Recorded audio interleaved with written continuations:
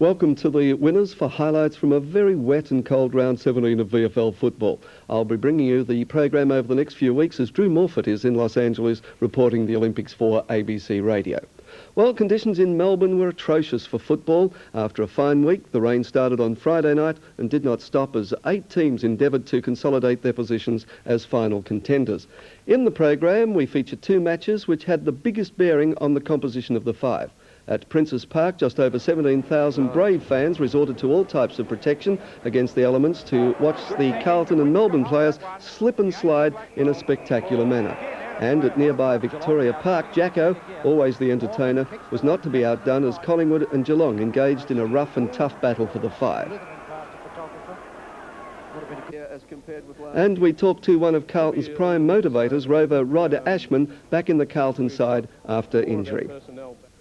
Melbourne lost their place in the 5 last week to Geelong, so the match against Carlton was vital. The Demons looked like finals contenders for the first time in 20 years when they won 6 matches in a row, but in the last 3 weeks have lost twice and weren't impressive in beating bottom side North Melbourne. Carlton looked a likely premiership threat until beaten in the mud last week by lowly but improving St Kilda.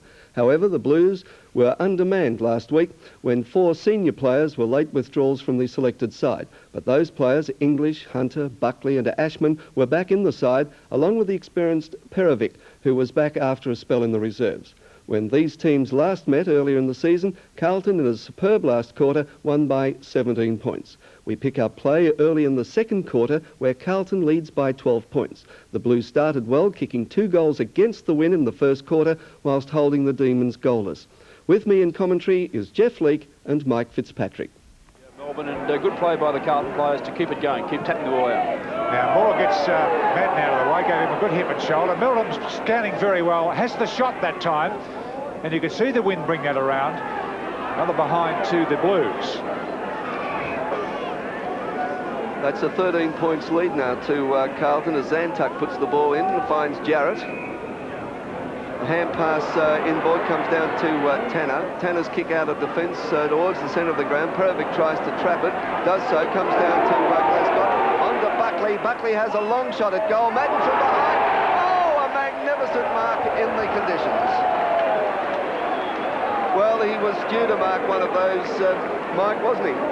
Well, he's behind, which is the wrong spot, but using his exceptional height, just outreaching, Reynolds, as simple as that. But nicely set up really by Perovic, who ran very, very hard at that ball and trapped it in the centre of the ground, from which Carlton were able to drive it back into full forward. Here's Justin Madden. He's kicked 22 goals this season for the Blues. Let's see if he can make it 23. I think he has. Yes, he's put it through. And Carlton has a handy break now. Well, the Blues' first goal for the quarter. They've kicked 3-4 now. Melbourne can't get away from the behinds. Haven't kicked a goal yet. Wow, Jones thumped it forward. It's gone 50, 60 metres. Zantuck for the Demons gets it. Puts it a long way out on that outer wing position. Man in front is Hartnett.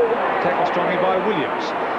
Carlton well formed there as Austin gets it down to the wing. Muller dribbles it. The Demons going in very, very hard there.